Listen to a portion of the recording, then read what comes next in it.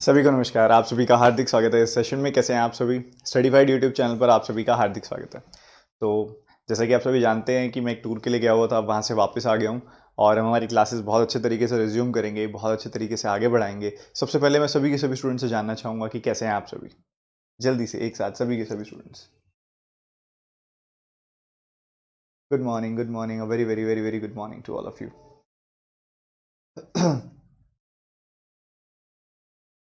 Good morning, जय श्री राम, जय Shri Ram. Good morning, good morning, good morning, very very very very very good morning.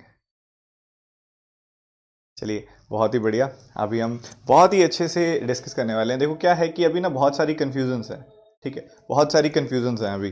कुछ लोगों को अभी IBPS क्लर्क मीन्स और IBPS PO मीन्स के लिए तैयार होना है। काफ़ी सारे ऐसे स्टूडेंट्स हैं जिनको अभी बिल्कुल फ्रेश तरीके से स्टार्ट करना है। बहुत सारे स्टूडेंट्स हैं 2022 में जो नौकरी लेना चाह रहे हैं। बहुत सारे स्टूडेंट्स हैं जो चाह रहे हैं कि पहले अटैम्प्ट में ही क्वालिफाई करें। बहुत सारे स्टूडेंट्स ये चाह रहे हैं कि हमारे बहुत अटैम्प्ट लग चुके हैं, पता नहीं कहाँ गलती आ रही है। तो ये फिगर आउट करने में काफ़ी सारे लोगों को दिक्कत आ रही है। तो वो अभी हम डिस्कस करने वाले हैं कि कैसे करना है, ठीक है। आज कई दिन बाद हमारा PC ऑन हुआ है ये वाला, तो बड़ा ही पॉपअप्स कर रहा है बहुत ज़्यादा। चलिए, कोई बात नहीं, हो जाएगा सब। सब ट्रिप कैसा रहा? ट्रिप ज़बरदस्त रहा, बिल्कुल रिचार्ज हो गया। आपके सर वापस आ गए हैं, ठीक है। काफ़ी थ्रिलिंग ट्रिप था, ठीक है। उत्तराखंड बहुत प्यारा है, हमें बहुत अच्छा लगा उत्तराखंड। और बहुत प्यारे लोग हैं उत्तराखंड के, बहुत प्यार से उन्होंने स्वागत किया, मज़ा आया बहुत ज़्यादा, ठीक है। चलिए आगे बढ़ते हैं। और यहाँ पे हम बात करने वाले बैंक एग्जामिनेशंस की, जो आने वाले टाइम पे होने वाले हैं, बैंक एग्जामिनेशंस 2022 की। सबसे पहले हम एक बेसिक सी चीज़ डिस्कस करते हैं जो हर एक बच्चे के दिमाग में है कि सर ये नोटिफिकेशन या फिर ये कैलेंडर, ये एग्जामिनेशन किस सीक्वेंस में होते हैं, किस हिसाब से होते हैं। जिसके ऊपर सबसे पहली चीज़ जो सबके दिमाग में आती है, तो क्या कोई कैलेंडर आता है? तो जी हाँ, बिल्कुल, IBPS का एक कैलेंडर आउट होता है, ठीक है। ये IBPS का जो कैलेंडर होता है वो निकाला जाता है 15 जनवरी के आसपास, 15 जनवरी के आसपास। हालांकि पिछले साल जो 2021 था, इसमें ये थोड़ा लेट हुआ था और फरवरी में आया था। लेट होने का कारण कोविड ही था ऑब्वियसली, ठीक है। और काफ़ी सारे एग्जामिनेशंस थे जो पिछले साल के 2020 के पेंडिंग पड़े थे, उसके तहत ये 2021 में लेट आया था। तो 2022 में अगर हम देखें कि वो सेम ही प्रोटोकॉल जिस हिसाब से सालों साल से चलता आया, तो ये 15 जनवरी तक आ जाएगा, ठीक है। लेट भी होता तो फरवरी में आ जाएगा, आएगा, ठीक है। जैसा कि मैंने रिसेंटली भी बताया था कि पूरे 2022 में जो SSC के इतने सारे एग्जामिनेशन होने वाले हैं, उनका जो कैलेंडर आउट हुआ है, उसके तहत ये तो क्लियर दिखाई दे रहा है कि CET को 2022 के रिक्रूटमेंट के लिए जगह नहीं मिली है। अभी 2023 के रिक्रूटमेंट के लिए मिल सकती है, उसके लिए 2022 के सेकेंड हाफ में CET हो सकता है, ठीक है। 2022 के सेकेंड हाफ में जब CET होगा तो उसके एग्जामिनेशन, उसके मार्क्स का इस्तेमाल 2023 के एग्जामिनेशंस में किया जाएगा। बट 2022 का जो रिक्रूटमेंट है वो अभी तक के सभी सिचुएशन को नजर में रखते हुए यही लग रहा है कि CET इसमें नहीं इंक्लूड किया गया, CET को इस रिक्रूटमेंट में भागीदारी नहीं दी गई है, ठीक है। तो आपका कैलेंडर 15 जनवरी 2022 तक आ सकता है। बट कैलेंडर से पहले चांसेस हैं बहुत ज्यादा आपके दो एग्जामिनेशंस के आने के, ठीक है। कैलेंडर से पहले कहना गलत है, बट कैलेंडर के हिसाब से क्या होगा कि आपका एग्जामिनेशन मई जून में जाएगा RRB का, ठीक है। जून के आसपास आप लगा के चलिए। जून से पहले आपके दो एग्जामिनेशन होने के चांसेस हैं, जिसमें से है एक है SBI क्लर्क, और किस्मत अच्छी रही तो RBI असिस्टेंट, ठीक है। मैं छोटे एग्जामिनेशंस को और कंसिडर नहीं कर रहा हूं जिसकी थोड़ी वैकेंसीज कम होती हैं, क्योंकि वो ज़्यादातर बच्चे टारगेट नहीं करते हैं, ठीक है। और भी ऐसे कई सारे एग्जामिनेशंस होते हैं बट वो बहुत कम बच्चे टारगेट करते हैं। ऐसे बहुत सारी वैकेंसीज आती हैं, तो वो आप जैसे आएंगे, अगर आपको लगता है कि आपको करना है तो आप कर सकते हो, क्योंकि उसकी तैयारी भी सेम ही ऑपरेट होती है। क्योंकि वो कंडक्ट जो है, वो पूरा का पूरा प्रोसेस जो है, वो सेम ही सर्विस प्रोवाइडर, सेम ही एग्जाम लेने वाली कंपनी कराती है, ठीक है। तो pattern, the way they ask question वो सेम होता है, तो आप उसी में इंक्लूड करके तैयारी कर सकते हो। तो SBI क्लर्क, RBI असिस्टेंट, ये दोनों आएंगे। ये तो पक्का आएगा। इसमें देखते हैं कि कितनी पॉसिबिलिटी है, ये टाइम बताएगा, ठीक है। तो ये दोनों का हम ऑब्वियसली हम तो तैयारी उसी हिसाब से आगे स्टार्ट करेंगे। तो हमारा पूरा का पूरा साल, बैंक एग्जामिनेशन के जो स्टूडेंट हैं जो पहले से तैयारी कर रहे हैं, वो ये चीज़ जानते हैं कि पूरा का पूरा जो साल होता है हमारा, वो एग्जामिनेशन से भरा हुआ होता है। और अगर हम डेडिकेटेड मैनर में तैयारी करें तो हमारी नौकरी लेने की संभावना बहुत बढ़ जाती है, ठीक है। बहुत सारे ऐसे बच्चे हैं, अभी रिसेंटली मैं मैसेज पढ़े, बहुत सारे मैसेज पढ़े, पर मैं बाहर था, थोड़ा नेटवर्क का इशू था, तो मैं सबको रिप्लाई भी नहीं कर पाया, सभी मैसेज तक नहीं पढ़ पाया। मैं सभी के सभी आरआरबी पीओ स्टूडेंट जो सिलेक्ट हुए हैं, एक तो कमेंट सेक्शन में बता देना कौन कौन हुए हैं, और सबसे मैं बात करूंगा, सबसे मैं जूम कॉल करूंगा। ये मेरा अभी मैं कैमरे पे आपको ये चीज बोल रहा हूँ, सबसे मैं जूम कॉल करने वाला हूँ। ठीक है, तो चलिए जो भी आरआरबी पीओ सिलेक्टेड स्टूडेंट्स है तैयार हो जाइए। ठीक है, अभी आगे बढ़ते हुए किस तरीके से तैयारी करनी है, क्वांटिटेटिव एप्टीट्यूड जो ये आपका क्वांट है, इसकी किस तरीके से क्या तैयारी करनी है। देखो, इन सभी के सभी एग्जामिनेशन जिनकी मैं बात कर रहा हूं, अगर आरआरबी को छोड़ दिया जाए तो आपको 35 सवाल मिलते हैं आपके प्री सेक्शन में। ठीक है, और आरआरबी के अंदर 40 सवाल आते हैं। ठीक है, पर इसमें और इसमें कोई ज्यादा फर्क नहीं होता, वन लाइनर्स 5 बढ़ जाते हैं, कई बार 5 अर्थमेटिक बढ़ जाते हैं, कोई ज्यादा डिफरेंस आता नहीं है, लगभग लगभग सिमिलर सा ही होता है। तो हम इसको 35 क्वेश्चंस के वे में ही ऑपरेट करने वाले हैं। आपका जो एग्जामिनेशन होता है, अगर वो ऑफिसर ग्रेड एग्जामिनेशन है तो वो 3 स्टेप्स में होता है, pre plus means plus interview, pre plus means plus interview. ठीक है, पर अगर आपका क्लरिकल एग्जामिनेशन होता है तो उसमें इंटरव्यू नहीं होता है, वो प्री प्लस मींस में ही हो जाता है। ठीक है, इनमें अगर आपसे मुझसे पूछा जाए कि जो बिगिनर्स हैं उनके लिए सबसे ज्यादा टफ क्या है, तो जो बिगिनर्स हैं उनके लिए सबसे ज्यादा टफ ये है। ठीक है, और जो थोड़ा बहुत पहले से तैयारी कर रहे हैं उनके लिए ज्यादा टफ ये है। ये फर्क पड़ता है, क्योंकि अभी क्या है कि फ्रेश माइंड है, बिल्कुल कुछ भी नहीं आता, काफी सारे बच्चों को कुछ भी नहीं आता, तो वो क्या करते हैं, अपनी पूरी पूरी तैयारी प्री में झोंक देते हैं। ठीक है, प्री में झोंक देते हैं, बट वो जो डेप्थ ऑफ कॉन्सेप्ट होता है उसको उससे अनअवेयर रह जाते हैं, जो वो सोच के चलते हैं ये तो मेंस की तैयारी है। ये चीज की गलती नहीं करनी है, हमको बैलेंस्ड तैयारी करनी है। अगर मैं आज की इस पूरी की पूरी सेशन को समराइज करूं, पहले ही प्री समराइज कर रहा हूं मैं यहाँ पे, पहले ही समराइज कर रहा हूं कि हमको बैलेंस्ड प्रिपरेशन करनी है। अगर हम बैलेंस्ड प्रिपरेशन करके चलेंगे तो हमारी तैयारी इतनी सॉलिड होगी कि हमारे चांसेस बहुत ज्यादा बढ़ जाएंगे कि हम सिलेक्ट हों। ठीक है, मैं देख रहा हूं, एक बार दोबारा चेक कर लेता हूं कि कोई टेक्निकल इशू तो नहीं है एक बार, क्योंकि मैं कई देर से बोले जा रहा हूं।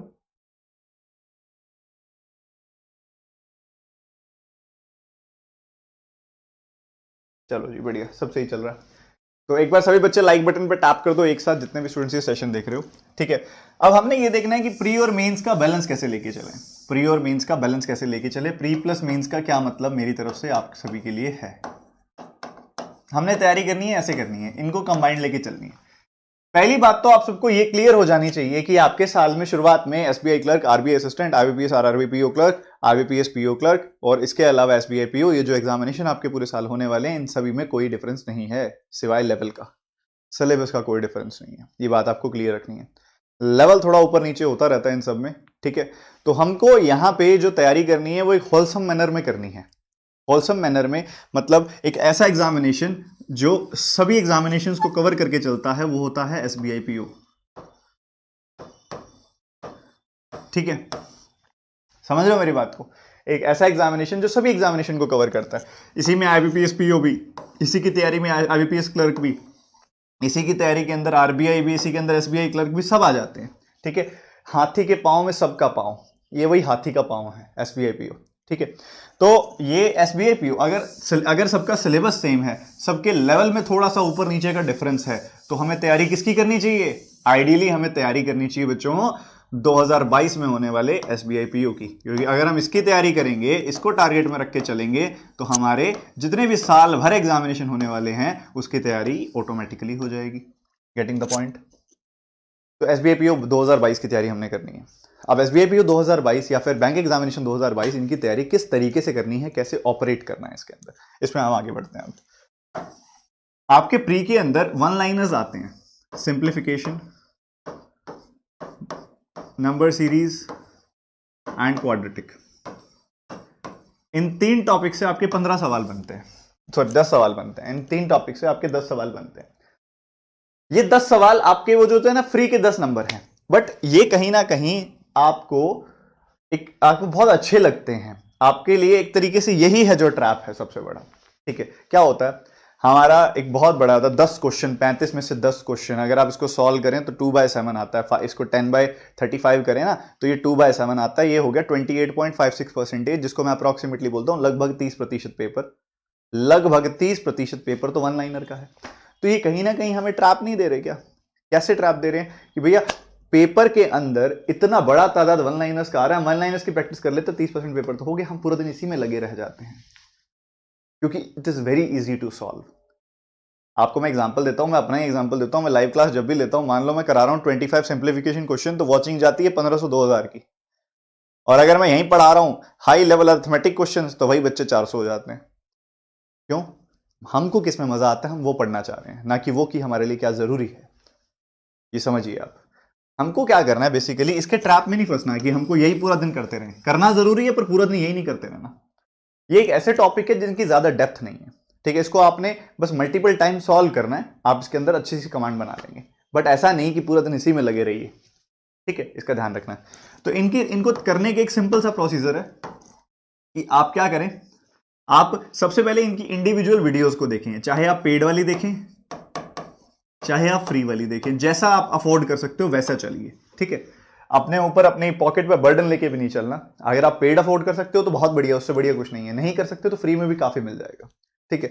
तो सिंप्लीफिकेशन की, नंबर सीरीज की और क्वाड्रेटिक की, तीनों की आपने मैक्सिमम एक पूरा दिन देके सिर्फ वीडियोस देखिए। मतलब आज मेरा सिंप्लीफिकेशन डे है, तो मैंने पूरा दिन इतनी सिंप्लीफिकेशन की वीडियो देखी, तो मेरे को समझ आ गया कि कहां तोड़ना है इसको, कहां से तोड़ना है इसको, समझ आ गया, ठीक है। तो आज का दिन सिंप्लीफिकेशन को दिया हमने, और उसके बाद हमें समझ आ गया, फिर दोबारा वीडियो की तरफ देखना भी नहीं है। फिर क्या करनी है, जमकर प्रैक्टिस करनी है। एक दिन वीडियो देखी आपने, बहुत सारी वीडियोस देखी, बहुत सारी, मतलब इतनी सारी कि क्या ही बताऊं मैं, ठीक है। और उसके बाद अगले दिन आपने उसके 100 से 150 सवाल एक साथ बैठ के बना लिए, ठीक है। ये कर लिया, फिर ऐसे ही नेक्स्ट दिन भी, नेक्स्ट टॉपिक के लिए भी ऐसे ही करना है, उससे नेक्स्ट टॉपिक के लिए भी ऐसे ही करना है। ये हो गया। इतना कर देने के बाद अब आपने क्या करना है, एक इक्विलिब्रियम डेवलप करना है कि मतलब ये जो हम काम कर रहे हैं, ये हमारा सबकॉन्शियस माइंड इसके हिसाब से चलना सीख जाए, ताकि हम एग्जामिनेशन में जाएं तो हैबिट बनी हुई हो हमारी कि देखते ही तुरंत कैसे सॉल्व करना है। इवन जो बेसिक प्रोडक्ट्स हैं, बेसिक मल्टीपल्स है, बेसिक टेबल्स है, बेसिक परसेंटेज है, बेसिक फ्रैक्शन है, ये सब हमारे दिमाग में अच्छे से समा जाए। उसके लिए क्या करना पड़ेगा, उसके लिए आपको एक इक्विलिब्रियम डेवलप करना पड़ेगा। और वो कैसे करेंगे आप, रोजाना इनके कुछ नंबर ऑफ क्वेश्चंस बना के, इसके 25 क्वेश्चंस डेली। नंबर सीरीज में एक तो मिसिंग होता है, एक रॉन्ग होता है, ठीक है। मिसिंग के 15, रॉन्ग के 15, और क्वाड्रेटिक के भी लगभग 15 से 20 क्वेश्चन। ये आप डेली सॉल्व करना शुरू कर दें उसके बाद, ठीक है। तो इससे क्या होगा, इक्विलिब्रियम डेवलप हो जाएगा। इक्विलिब्रियम, इसमें कुछ हाई लेवल, कुछ में कुछ लो लेवल नहीं होता, इसमें सिर्फ कैलकुलेशन होती है। हमने अपनी कैलकुलेशन की स्पीड को बेटर करना, गेटिंग द पॉइंट। हमने सिर्फ अपनी कैलकुलेशन की स्पीड को बेटर करना है, और कैलकुलेशन की स्पीड बेटर होती जाएगी। हमारे ब्रेन में basic multiples, basic products, basic सब कुछ बेसिक जो इसके अंदर जरूरी होता है, वो हमारा सबकॉन्शियस माइंड उस हिसाब से ऑपरेट करना शुरू कर देगा। और जब वो ऑपरेट करना शुरू कर देगा, हमारे लिए टॉपिक बेहतरीन बन जाएंगे।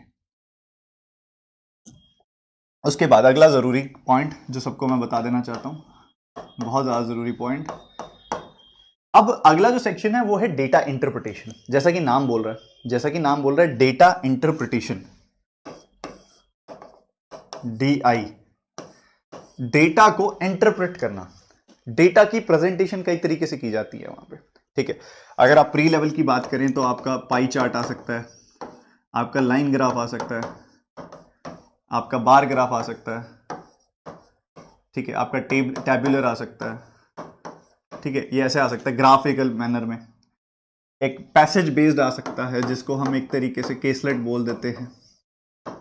पैसेज यानी कि जिसे हम केसलेट बोल देते हैं, जिसे हम मैथमेटिकल पजल भी कह देते हैं कई बार, ठीक है। तो ये प्री में आपको देखने को मिलता है, अलग अलग तरह के फॉर्मेट। तो सबसे पहला काम एक बिगिनर को क्या करना चाहिए, इन फॉर्मेट्स को समझना चाहिए, ठीक है। मैंने काफ़ी इनकी इंडिविजुअल वीडियोस बनाई हुई हैं। जैसे कि एक पाई चार्ट है, तो उसमें हमको समझना है कि भैया ये पूरा का पूरा एंगल 360 डिग्री होता है। उस 360 डिग्री एंगल को अलग अलग पार्ट में ब्रेक किया गया है। ये हम पूरा का पूरा 100% कंसिडर करें। 100% का ये एक टुकड़ा है, जिसको हम यहाँ पे 60% कह सकते हैं, या 40% कह सकते हैं, या फिर 20% कह सकते हैं, कुछ भी इस तरीके से, ठीक है। तो उसको डिटेल में समझना है, हमें अंडरस्टैंडिंग होनी चाहिए ग्राफ की। सबसे पहले होता है, ग्राफ को नहीं समझेंगे, किस तरीके से उसमें से डेटा उठाना है उसको नहीं समझेंगे, तो हमें नहीं समझ में आएगा कि हम कैसे उसके अंदर आगे बढ़े। जैसे कि अगर हम लाइन ग्राफ की बात करें, तो ये जो लाइन ग्राफ है वो कुछ इस तरीके से चलेगा। ये लाइन ग्राफ हो गया, यहां पे आपको डेटा दिया हुआ है, यहां दिखाया गया कि ये डेटा किस चीज का है, ठीक है। तो उस तरीके से पिक करना आना चाहिए, बेसिक अंडरस्टैंडिंग होनी चाहिए कि लाइन ग्राफ क्या है, कैसे पिक करते हैं। और मेरी बात मानिए, बेहद आसान चीज है ये, बहुत ज्यादा आसान है, ठीक है। तो बहुत ज्यादा आसान है, तो उस हिसाब से हमें बस एक बार थोड़ी सी अंडरस्टैंडिंग, थोड़ा सा जानना है। हम स्मार्ट हैं, हम समझदार हैं, बहुत अच्छे से सीखना जानते हैं, पर थोड़ा सा अपने कंफर्ट जोन से बाहर भी आना है, सीखने की कोशिश भी पूरी करनी है। ठीक है।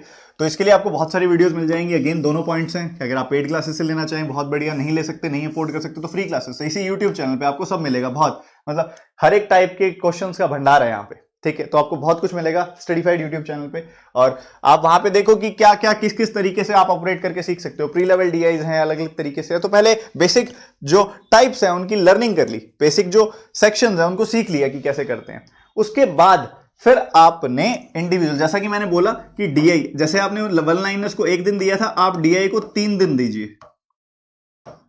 3 डेज दीजिए, और इन 3 दिनों में आप मैक्सिमम वीडियोस देखिए, मैक्सिमम जितनी देख सकते हैं, ठीक है। जितनी ज्यादा वीडियोस देख सकते हैं मैक्सिमम देखिए, और 3 दिन के अंदर आपका पेट भर जाएगा इनसे। आप कहेंगे सर सीखना था, बहुत सीख लिया, बहुत ज्यादा सीख लिया, ठीक है। उसके बाद फिर आप प्रैक्टिस करनी स्टार्ट कीजिए, एक फुल डे डिवोट करो, उसके बाद पूरा का पूरा दिन डिवोट करो, और उस पूरे के पूरे दिन में कोशिश करो कि 20 से 25 डीआई सेट बनाओ, ठीक है। जब ये 20 से 25 डीआई सेट बन जाएंगे तो टॉपिक एक तरीके से आपने समझ लिया। फिर दोबारा वही बात आती है इक्विलिब्रियम डेवलप करने की, ठीक है। तो उसके लिए आप क्या करोगे, वो आदत बनाने के लिए, अपने सबकॉन्शियस माइंड को रेडी करने के लिए आप क्या करेंगे, रोजाना 5 डीआई सेट करना शुरू करेंगे। 5 डीआई सेट करना शुरू किया, एक एक डीआई, अगर आपको टाइम धीरे धीरे ज्यादा, आपको 5 डीआई करने में जो टाइम लगा होगा, अगले दिन हफ्ते के बाद आप उतने ही टाइम में 7 डीआई कर पाएंगे। फिर ये नंबर और बढ़ता जाएगा उसी टाइम में। टाइम नहीं बढ़ाना, डीआई बढ़ानी है, ठीक है। टाइम कांस्टेंट रखना, तो ये धीरे धीरे नंबर बढ़ता जाएगा। तो ये फ्लो बनाना है हमने, ये फ्लो अच्छे से बनेगा। पर हाँ, ये टॉपिक करने के लिए, ये डीआई अच्छे से करने के लिए एक और प्री रिक्विजिट है, एक और जरूरी चीज है, वो है अरिथमेटिक। बच्चों अक्सर सबसे ज्यादा जो सेक्शन कॉम्प्रोमाइज किया जाता है वो अरिथमेटिक होती है, पर एक अरिथमेटिक ही ऐसा सेक्शन है जिसने कर लिया उसके सिलेक्शन के चांसेस ड्रास्टिकली बढ़ गए, और जिसने इसको इग्नोर कर दिया वो वही होगा जो सिलेक्ट कट ऑफ वाली लाइन के पास आता है और यहीं कहीं पहले रह जाता है, वो वाला बच्चा। अरिथमेटिक इतनी जरूरी है, अरिथमेटिक किया तो जंप लगेगा सीधा, ठीक है। तो अरिथमेटिक इतना जरूरी सेक्शन है, तो छोड़ना नहीं है, इसके बिना नहीं हो पाएगा, ये बात मैं आपको क्लियरली बोल देता हूं, ठीक है। अब उसके बाद अगली चीज अरिथमेटिक करनी कैसे। सबसे पहले डीआई के लिए जो टॉपिक रिक्वायरमेंट होती है, आपको डीआई करनी है तो आपको जो टॉपिक्स आने चाहिए एटलीस्ट, वो होना चाहिए percentage, ratio, alligation and average. ये 4 टॉपिक्स आपको आने चाहिए अगर आप DI, pre level DI at least उसमें महारत हासिल करना चाहते हैं। तो ये 4 टॉपिक तो आपको आने ही चाहिए, ये तो मैंडेटरी हैं। और ये जो 4 टॉपिक हैं, ये एक्चुअल में इनको नाम दिया गया है फाउंडेशन टॉपिक्स, मतलब ये पूरी की पूरी अरिथमेटिक की फाउंडेशन बनाते हैं। और इवन इनका सीक्वेंस भी यही होना चाहिए कि पहले ये पढ़ो, फिर ये पढ़ो, फिर ये पढ़ो, और फिर ये पढ़ो, ठीक है। इसी सीक्वेंस में पढ़ाई करनी है आपने इसमें, ठीक है। सीक्वेंस यही, हायरार्की यही होनी चाहिए, ठीक है। उसके बाद इन पे बेस्ड काफी और टॉपिक्स आते हैं, जैसे कि ये करना तो जरूरी है, पहले यही करना है, ये इसी से शुरुआत करनी है। फिर उसके बाद इन पे बेस्ड अलग अलग टॉपिक है, जैसे कि profit and loss, profit loss and discount, ठीक है। उसके बाद अगली चीज आप इसी में देखेंगे time and work, types and system, time student distance, what and stream, ठीक है। ऐसे बहुत सारे टॉपिक्स है, बहुत प्यारे प्यारे टॉपिक, लिटरली जो पढ़ के ऐसा लगता है कि कुछ अच्छा सीख रहे हैं, मजा आ रहा है, ये इसके ताले खुल रहे हैं, ऐसा स्क्रू जो है हमारा वो और टाइट हो रहा है, ऐसा लग रहा है, ऐसा लगता है कि हाँ स्ट्रेंथन हो रहे हैं हम, कॉन्सेप्चुअली स्ट्रांग हो रहे हैं हम। ये टॉपिक ऐसे हैं, इनको पढ़ के लगता है कॉन्फिडेंस आता है, ठीक है। और किसी भी एग्जामिनेशन में कॉन्फिडेंस बहुत जरूरी अपनी भूमिका निभाता है, तो ये हमेशा ध्यान रखिएगा, ठीक है। अब सवाल आता है कि सर करना कैसे है, अरिथमेटिक को करना कैसे है, कैसे आगे बढ़ना है। सबसे पहली चीज बच्चों, बेसिक।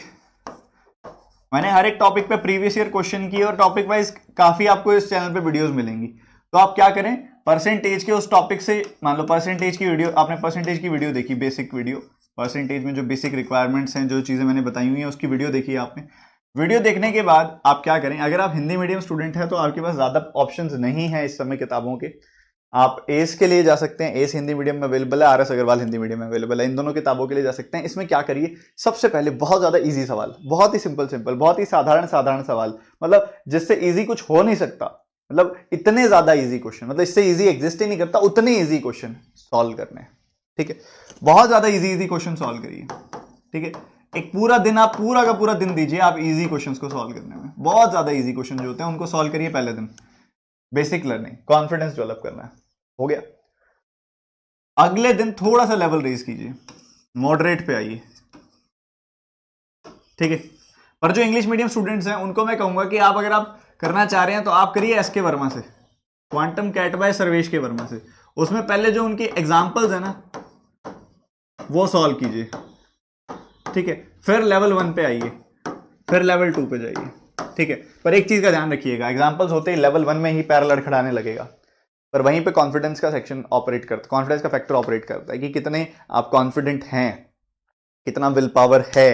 फिर दोबारा थोड़ा अलग तरीके से क्वेश्चन को सोचने की कोशिश कीजिए कि यार ये ऐसे दिया है, अगर ऐसे कर देता तो कुछ बेटर किया जा सकता था। अप्रोच डेवलप करनी है। बाकी मैं तो हूं ही साथ, रेगुलर सेशंस होते रहेंगे, बहुत बढ़िया रेगुलर सेशन आपके 10 AM क्लासेस होने वाली हैं। वो तो ऑब्वियसली मैं उसको और अच्छे से तैयारी तो मैं कराऊंगा ही कराऊंगा, आपने क्या क्या करना है मैं उसकी बात कर रहा हूं, ठीक है। आपने प्रैक्टिस में कहां कहां से क्या क्या करना है, ठीक है। तो एग्जाम, कई बच्चे कहते हैं सर इस किताब की कौन से वाली कॉपी लें, कौन से वाली हम लें। सर सब अच्छी हैं, कोई भी ले लो। क्वांटम कैट मुझे अच्छी लगती है काफी ये किताब, ये क्वांटम कैट की किताब है, बट ये बहुत ही प्यारे क्वेश्चन है इसके अंदर। क्वांटम कैट बाय सर्वेश के वर्मा, ठीक है। Examples level 1 level 2।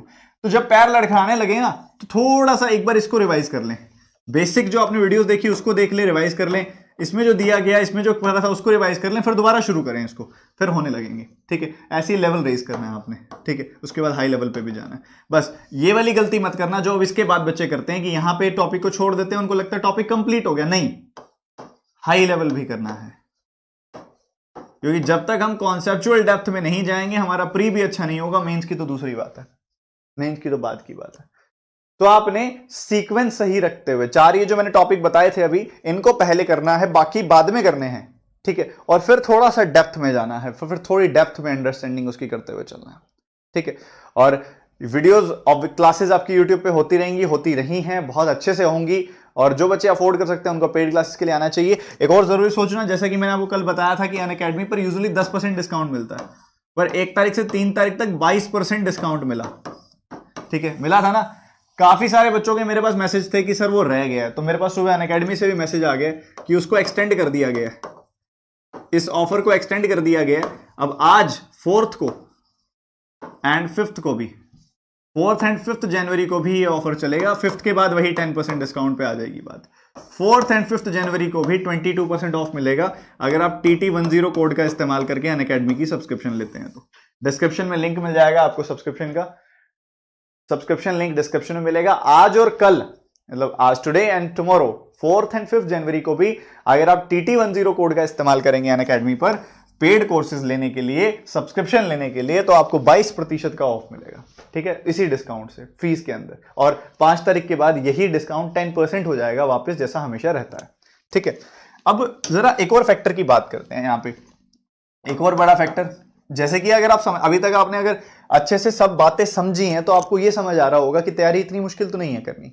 बट एक चीज क्या करना है, कायदे से तैयारी करनी है, एक डिसिप्लिन्ड मैनर में तैयारी करनी है। अभी तक मैंने बहुत नोटिस किया लोगों को, बहुत सारे स्टूडेंट्स को मैंने देखा कि वो कैसे कैसे सॉल्व करते हैं, कैसे कैसे ऑपरेट करते हैं। एक चीज जो मुझे हमेशा हर स्टूडेंट में कमी लगी, वो लगा कि थोड़ा डिसिप्लिन का इशू है। कुछ दिन तक तो पढ़ाई करते हैं हम अच्छे से, और उसके बाद थोड़ा सा पांव लड़खड़ाने लगता है और लगता है कि यार थोड़ा रेस्ट ही कर लेते हैं, थोड़ा ये कर लेते हैं, थोड़ा वो कर लेते हैं। मतलब आप समझ रहे हैं कि मैं क्या कहना चाह रहा हूं, डिस्ट्रैक्ट हो जाते हैं हम। मैंने अभी तक के पूरे मैं काफी स्टूडेंट से बात करता हूं, आपको लगता है कि सर आपके मैसेज का रिप्लाई नहीं हो पाता। बच्चों बहुत सारे बच्चे हैं, आप भी जानते हो, बहुत सारे स्टूडेंट से सबसे बात करना पॉसिबल नहीं है, पर मैंने बहुत सारे स्टूडेंट से बात की है। और बहुत सारे स्टूडेंट से बात करके मुझे एक चीज समझ में आ गई वहां पे कि एक बच्चा जो कायदे से पढ़ाई कर रहा है, रोज की क्लास रोज करता है, रोज का होमवर्क रोज करता है, रोज रेगुलर रिवाइज करता है, जैसा कहा जाता है वैसा करता है, उसका सिलेक्शन सुनिश्चित है। ये मैंने नोटिस किया है, ठीक है। अब आप देखो आप कहां से कमी छोड़ रहे हो, क्या चीज है जो कही जा रही है फिर भी नहीं हो रही है, क्या चीज है आपने देखना है, ठीक है। चलो जी आगे बढ़ते हुए, अब अगला फैक्टर है कि अर्थमेटिक के साथ मेंस का क्या करना है। सर अभी से मेंस का क्या करना है, जिनका मेंस का पेपर है उनकी बात नहीं कर रहा हूं मैं अभी, उनको तो मेंस ही मेंस करना है, उनके लिए मैं कई बार बात कर चुका हूं। फिर भी मैं आईपीएस क्लर्क और आईपीएस पीओ के लिए एक बेसिक कमिंग टाइम के लिए एक प्रोसेस, पूरा प्रोसेस जो प्लान है उसको डिस्कस कर लूंगा। अभी पहले इस पे आ जाते हैं। जो बच्चे अभी आगे 2022 के पेपर्स की तैयारी करना चाहते हैं उनको मेंस का क्या करना है? अभी देखो यार, ये सबसे बड़ा वीक सेक्शन है जो बच्चे छोड़ के चलते हैं। तुम लेके चलो, तुम उनसे आगे निकल गए, ठीक है। तुम्हें क्या करना है, एटलीस्ट आपका जो एक वीक होता है, पूरा हफ्ता होता है, 7 दिन होते हैं उसमें, ठीक है। पूरे हफ्ते के अंदर कोशिश करो कि तुम 2-2 घंटों के 2 सेट जरूर लगाओ। सेट मतलब 2-2 घंटे आप जरूर दो, 4 घंटे दे दो एक हफ्ते में अभी, बस, ज्यादा नहीं, ठीक है। मैं अपने सब्जेक्ट की बात कर रहा हूं, ऐसे आप रीजनिंग में भी, इंग्लिश में भी, हिंदी आपके जो जीए है उनमें भी आप, मैं भी अभी सिर्फ क्वांट की बात कर रहा हूं यहां पे। क्वांट के अंदर मुझे चाहिए हफ्ते में आप 4 घंटे निकालो अभी, बस, इससे ज्यादा नहीं, ठीक है। ये कैसे भी हो सकता है कि मान लो आप मंडे से फ्राइडे आप दे रहे हो, ट्यूसडे और सैटरडे आप देते हो। ट्यूसडे और सैटरडे को आपने फिक्स रखा हुआ है कि भाई ट्यूसडे को सुबह इस समय से इस समय और सैटरडे को सुबह स्पेसिफिक समय से या शाम को इस समय 2 घंटे में निकालूंगा। और 2 घंटे में आप क्या करें, थोड़ी सी मुश्किल वाली डीआईज करें, हाई लेवल वाली डीआईज करें, अर्थमेटिक के सर्वेश के वर्मा से लेवल 3 वाले सवाल करें, या फिर डेटा सफिशिएंसी उठा के बैठे। यहाँ मेंस का बहुत कंटेंट दिया मैंने आपको, विद्या मैगजीन भी दिया मैंने आपको। तो 2-2 घंटे आप वीक में सिर्फ 4 घंटे जरूर दें। इससे क्या होगा कि हमारा कॉन्सेप्ट थोड़ा और डीप जाएगा, हम थोड़ा और अच्छे से चीजों को समझने के काबिल बनेंगे, ठीक है। तो ये दें, विद टाइम इसको बढ़ाएं, जैसे जैसे थोड़ा और आगे बढ़ें। एक 15-20 दिन हो गए हैं, हफ्ता हो गया, सॉरी 1 महीना हो गया, फिर आप इसको बढ़ा दें, 2 दिनों के 3 दिन दें, 2-2 घंटों के 3 दिन दें, ऐसे ही 6 घंटे हो जाएंगे वीकली। आप देखोगे मजा आने लगेगा, और मजा आने लगेगा, तैयारी में कॉन्फिडेंस आने लगेगा, मॉक टेस्ट में मार्क्स बेटर आने लगेंगे। कहीं ना कहीं यही वो जगह है जहां पे हम पीछे हट रहे हैं, यही वो जगह है जो हम कम ही छोड़ रहे हैं, समझ गए। तो ये मेंस की प्रिपरेशन साथ में करनी है। बात रही मॉक टेस्ट की, बहुत बड़ा सेक्शन है, बहुत सारे बच्चे मिस करके चलते हैं मॉक टेस्ट को। मॉक टेस्ट बहुत जरूरी है, और ये पता नहीं किसने आपके दिमाग में डाल दी है बात कि मॉक टेस्ट तब देते हैं जब तैयारी होने लगती है या तैयारी अच्छी हो जाती है। नहीं, mock test is like a blood test. आपने ब्लड टेस्ट लिया, उससे पता लगा डेफिशिएंसी किस चीज की है, उस हिसाब से मेडिसिन लेते हैं ना हम। तो मॉक टेस्ट तो तैयारी शुरू करने के 8 से 10 दिन बाद ही शुरू कर देने चाहिए, जब थोड़ा सा सिलेबस का, थोड़ा टाइप्स का, थोड़ा सा हम प्रैक्टिस शुरू करते हैं, अंडरस्टैंडिंग हो जाए। तो तैयारी शुरू की, 8 से 10 दिन हो गए हैं, मॉक टेस्ट शुरू कर दीजिए। परफेक्शन की वेट मत कीजिए, वो कभी नहीं आएगी, ठीक है। परफेक्ट कोई भी नहीं होता। इस समय जो कैमरे में आपके सामने, आपके मोबाइल में आपके सामने खड़ा है, वो भी परफेक्ट नहीं है, कोई भी परफेक्ट नहीं है। हर एक की कोई ना कोई कमी, हर एक की कोई ना कोई यहाँ पे खामी रहेगी, हमेशा रहेगी। पर आप अगर उसका वेट करोगे कि वो एलिमिनेट हो, तो देखो पॉसिबल नहीं है, ठीक है। तो राइट डे कभी नहीं आएगा, तो शुरुआत आज से करनी है, टुडे इज योर डे, ठीक है, ध्यान से। तो मॉक टेस्ट कैसे देने होते हैं शुरू में? सबसे पहली बात तो मॉक टेस्ट के अंदर हमेशा शुरू में आप ज्यादा ना दें, क्योंकि हमें एनालिसिस करने में टाइम लगेगा शुरू में। तो कोशिश करें शुरू में आप वीक में 3 दिन दे रहे हो बस मॉक टेस्ट, ठीक है। वीक में 3 दिन दे रहे हो आप मॉक टेस्ट शुरू में, बस इसका ध्यान रखिए। अभी वीक में 3 दिन दीजिए, बहुत बढ़िया। अगर अभी वीक में 3 दिन भी नहीं दिए जाते हैं, एनालिसिस में बहुत टाइम लग रहा है, तो आप 2 दिन भी दे सकते हैं अभी। पर अभी आप सीखिए कि एनालिसिस करना है हमने। एनालिसिस मतलब जैसे ब्लड टेस्ट की रिपोर्ट आप डॉक्टर को जाके दिखाते हो, वो चेक करके बताते हैं भैया तेरे में ये कमी है, थोड़ा फ्रूट खाया कर, थोड़ा ये कार्ब्स कम लिया कर, थोड़ा ये ज्यादा लिया कर, थोड़ा वो कम लिया कर, वो आपको बताता है ना। तो आपको समझ आएगा कि भैया मैं तो सिंप्लीफिकेशन में बहुत टाइम दे रहा हूं, फिर तो अर्थमेटिक भयंकर कमजोर है। मैं तो डीआई में, पता नहीं, जब डीआई सामने आती है मेरे को फलानी फलानी लड़की के ख्याल आ जाते हैं, वो समझ आने लगेगा, क्योंकि ऊपर टाइमर दिखाएगा कि सवाल में इतना टाइम दिया तुमने। एक अर्थमेटिक के क्वेश्चन में तुमने 7.5 मिनट दे दिए। ये 7.5 मिनट जो तुमने दिए, तुम रहने ही देते टेस्ट देना।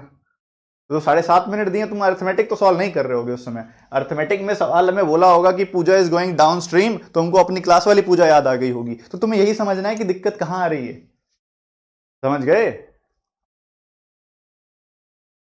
तो यहां पे आपने इस चीज को एनालिसिस करके चलना है कि भैया मैं कमी कहां छोड़ रहा हूं, मेरे कौन से टॉपिक ज्यादा वीक है। मान लो किसी को समझ आता है मैं सिंप्लीफिकेशन में बहुत ज्यादा टाइम दे रहा हूं, मेरा वीक है टॉपिक, तो इसकी प्रैक्टिस थोड़ी बढ़ा दो।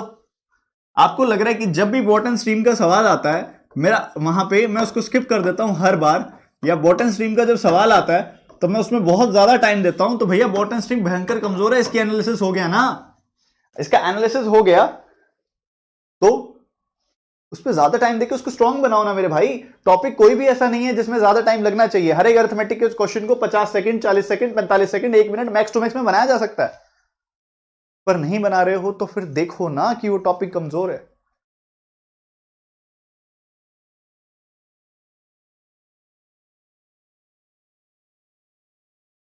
इस चीज का ध्यान रखना। मॉक टेस्ट कहां से देना है, कहीं से मर्जी दो, 2 फैक्टर्स को ध्यान रख लो बस। अभी क्या है, मॉक टेस्ट बहुत ही बहुत ही डायनेमिक तरीके से चल ऑपरेट हो रहे हैं, तो हम ऐसा कुछ नहीं कहते फलाना अच्छा है या फलाना बुरा है, वो अच्छा था क्या पता 6 महीने पहले अच्छा था, बुरा हो गया, वो अब बुरा है तो क्या पता आगे और अच्छा हो जाए। दे आर लाइक अपनी क्वालिटी सब बेटर कर रहे हैं। तो आप बस एक सिंपल सी चीज़ का ध्यान रखो, एक तो आपकी पॉकेट अलाउ करती हो, दूसरा एग्जामिनेशन लेवल सवालों। आप अभी आपने प्री पेपर्स दिए हैं बहुत सारे, एटलीस्ट अभी प्री तो दिए ही हैं आपने, ठीक है, तो जाके देखो कि आपके प्री में वैसा वैसा आया था कि जैसे जैसा इनके मॉक टेस्ट में होता है। प्री मॉक टेस्ट हर वेबसाइट पे जाके ओपन करो, चेक करो, अपनी तसल्ली जहां पे हो वो मॉक टेस्ट दो। पर जब अगर आपकी पॉकेट अलाउ करती हो तो एक और सजेशन मैं दूंगा, 2 अलग अलग जगह से मॉक टेस्ट लेना, ताकि 2 अलग अलग तरह के ब्रेन्स के साथ आप ऑपरेट कर सको। नहीं अफोर्ड कर सकते तो एक जगह से दो, बाकी सभी वेबसाइट्स के फ्री मॉक टेस्ट दे दो, ठीक है। और अगर कोई वो भी नहीं अफोर्ड कर सकता कि एक ही मॉक टेस्ट भी नहीं ले सकते, तो आप क्या करो, सारे जितने भी वेबसाइट्स हैं ना मॉक टेस्ट वाली, सभी की लिस्ट बनाओ, बैठ के उनके फ्री मॉक टेस्ट दे दो सारों के सारे। और अनअकैडमी पे तो भयंकर बहुत सारे फ्री मॉक टेस्ट हैं, मतलब इतने मॉक टेस्ट फ्री हैं तो आपको तो कुछ सोचने की जरूरत ही नहीं है। अनअकैडमी वाली ऐप पे जाओ और मॉक टेस्ट दो, बहुत सारे फ्री मॉक टेस्ट है वहां पे, ठीक है। अनअकैडमी पर अगर कोई भी फ्री प्रोडक्ट एक्सेस करना हो आपने, तो फ्री प्रोडक्ट एक्सेस करते टाइम TT10 कोड लिख देना, वो आप अनलॉक हो जाएगा, आप फ्री ऑफ कॉस्ट उसको देख पाओगे, ठीक है। TT10 ये कोड बहुत काम का है, याद रखना, ठीक है। तो ये चीजें आपने अपनी तैयारी में डालनी है, आपकी तैयारी बहुत अच्छी हो जाएगी। आप बहुत ज्यादा ओवर थिंकिंग करते हो कई बार, मैं बस ये कहना चाहूंगा कि एक दिन सबका अच्छा आएगा, सबका सिलेक्शन हो जाएगा, जब जिसको जो चाहिए वो मिल जाएगा। बट आपको ये हमेशा याद रखना है कि अगर आप उस कुर्सी पे बैठना चाहते हो जो एक असिस्टेंट मैनेजर की कुर्सी है बैंक में, जिसके ऊपर रिस्पॉन्सिबिलिटी का भार बहुत है, और उनको भी एक ऐसा इंसान चाहिए जो उनके बैंक का जो काम, जो रिस्पॉन्सिबिलिटी, जो हर तरह से वो हक रखता है उस जगह पे, जो मतलब है उस कुर्सी का, वो निभाने के लायक है, तभी वो कुर्सी आपको मिलेगी। और अगर आप सोचते हो कि मैं बच बचा के टॉपिक्स छोड़ के अपने आप में कमियां लेके भी वहां पहुंच जाऊंगा, तो आप गलत सोच रहे हो। यहां से बैंकर बनना पड़ेगा पहले, यहां से अपने आप को उस कुर्सी के लायक बनाना पड़ेगा पहले, हर तरह का टॉपिक कंप्लीट करना पड़ेगा पहले, सारे के सारे कॉन्सेप्ट्स को साथ लेके चलना पड़ेगा पहले। कॉम्प्रोमाइज करके कमियां छोड़ के अगर आप सोच रहे हो कि वहां पहुंच जाओगे, तो आप खुद को बेवकूफ बना रहे हो और किसी को भी नहीं। अपने आप को बेस्ट बनाओ, परफेक्शन को अटेन करने की पूरी फाइट लो, और देखो फिर चीजें कितनी सिंपल और कितनी सीधी हो जाएंगी, ठीक है। तो आप सब कर सकते हो, बिलीव करो खुद में, बिलीव नहीं करोगे तो आसान से आसान पेपर भी नहीं निकलेगा, बिलीव करोगे तो मुश्किल से मुश्किल भी बड़े आराम से निकल जाएगा। बिलीव एक बहुत इंपॉर्टेंट, बहुत ज्यादा जरूरी है। एक मैंने अक्सर एक बार पहले भी एक कहानी सुनाई थी आपको, एक एक हाथी के बारे में बताया था मैंने। एक हाथी था, जब वो छोटा हुआ करता था, बहुत बहुत वहां पे मैंने बहुत पहले सुनाई थी ये महावत और हाथी की कहानी। महावत ने क्या किया, उसको हाथी को जब वो छोटा सा हुआ करता था ना, तब उसको एक छोटी सी एक रस्सी से बांध दिया वहां पे, ठीक है। वो छोटा कमजोर हाथी था, उसने अपना पैर हिलाया, वो रस्सी नहीं तोड़ पाया, ठीक है। चेन से बांधा हुआ था उसे, उसने पैर हिलाया, नहीं रस्सी तोड़ पाया वो। जब वो बड़ा हुआ, बलवान हाथी बन गया, फिर भी उसको क्या किया उन्होंने, उस एक छोटी सी एक पतली सी रस्सी के साथ बांध के रखा हुआ था। अब उसने बचपन में इतनी कोशिश की थी, इतनी कोशिश की थी कि उसके सबकॉन्शियस माइंड में ये बात बैठ गई थी कि वो उसको रस्सी को, उसको चेन को नहीं तोड़ पाता है, उस रस्सी को नहीं तोड़ पाता है वो। तो वो बलवान हाथी हो गया, अभी भी वो कोशिश ही नहीं कर रहा है, क्योंकि कहीं ना कहीं उसे बिलीव हो गया कि वो उतना कमजोर है कि वो उस केज से, उस रस्सी को तोड़ के बाहर निकल ही नहीं सकता। पर क्या सच में ऐसा है? नहीं, उसमें इतनी ताकत है कि रस्सी क्या, वो बहुत बड़ा कुछ भी कर सकता है, कुछ भी उसके लिए मुश्किल नहीं है। आप ही हो वो। आप अपनी पास्ट परफॉर्मेंसेस को लेके, अपने स्कूल की परफॉर्मेंसेस को लेके, अपने कॉलेज की परफॉर्मेंसेस को लेके आज को जज मत करो यार, तुम में बहुत कैपेबिलिटी है। थोड़ा जोर लगा के तो देखो, रस्सी टूटेगी, पक्का टूटेगी। So bye, god bless you, take care, मेहनत कीजिए और राइट